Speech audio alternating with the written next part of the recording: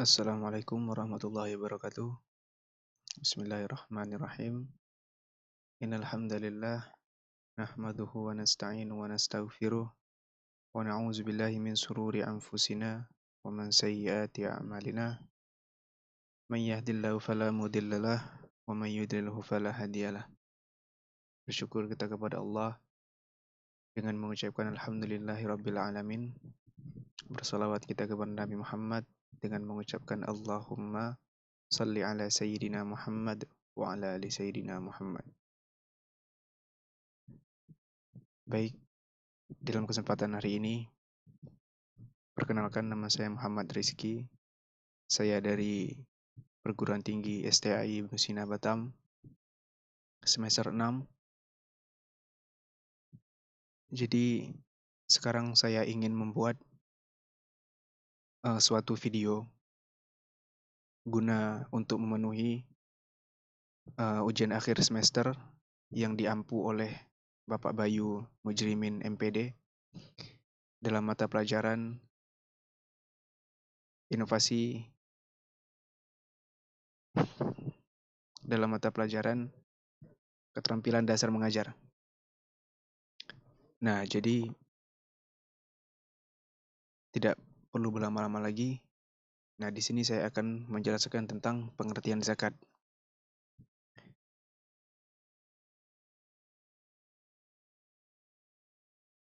Nah, kita masuk di definisi zakat.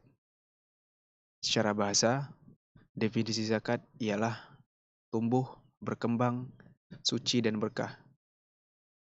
Kemudian secara istilah, definisi zakat ialah harta tertentu yang wajib dikeluarkan oleh seorang muslim yang telah memenuhi syarat untuk diberikan kepada yang berhak menerimanya, sesuai dengan ketentuan syariat. Nah, teman-teman, jadi definisi zakat menurut istilah ataupun secara istilah yaitu suatu harta yang tertentu yang wajib dikeluarkan oleh seorang muslim yang telah memenuhi syarat. Nah, untuk diberikan kepada yang berhak menerimanya dan sesuai juga dengan ketentuan syarat. Oke, selanjutnya kita masuk ke hukum zakat. Hukum zakat ialah wajib. Nah, bagi setiap muslim yang hartanya mencapai nisab atau telah mencapai batas dan telah berlalu haul atau tahun lalu. Nah, jadi itu hukum zakat wajib bagi setiap muslim yang hartanya yang telah mencapai nisab. Kemudian hukum zakat juga termasuk dalam rukun Islam yang ketiga. Nah, poin yang ketiga yaitu hukum zakat itu ada dalilnya, yaitu di Quran Surat At-Taubah ayat 60 dan hadis Nabi Muhammad SAW. Oke, kita lanjut yang selanjutnya, tujuan zakat.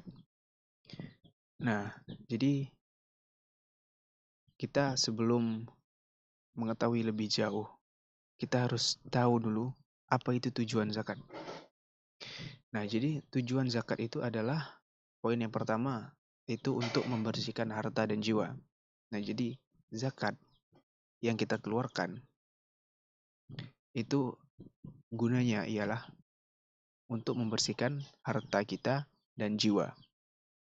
Lanjut ke poin yang kedua, yaitu untuk menumbuhkan kepedulian sosial. Kemudian yang selanjutnya, untuk mengurangi kesenjangan sosial.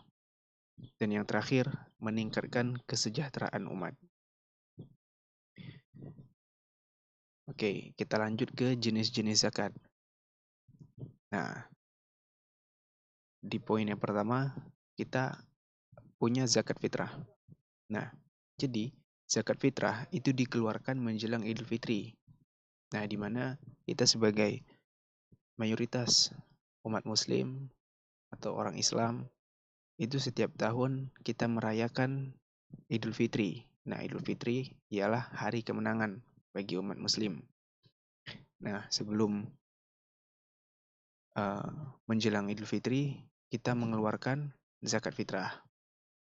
Nah, kemudian poin yang kedua yaitu jenis-jenis zakatnya berupa beras gandum.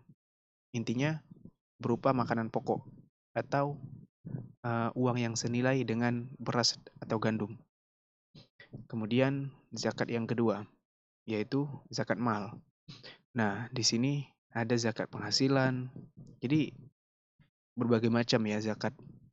Dalam zakat mal itu ada beberapa poin. Zakat emas dan perak.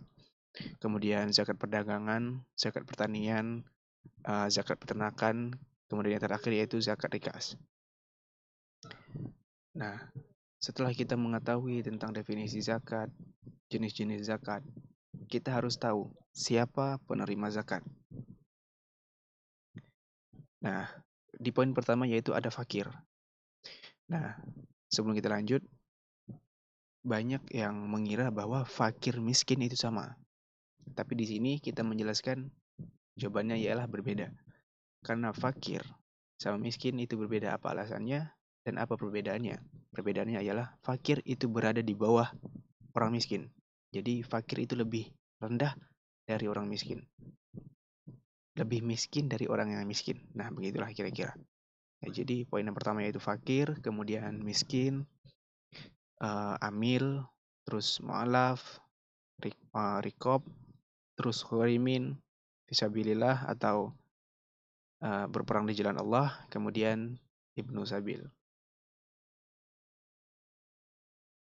Nah, kemudian kita juga harus tahu apa hikmah dari zakat yang kita keluarkan.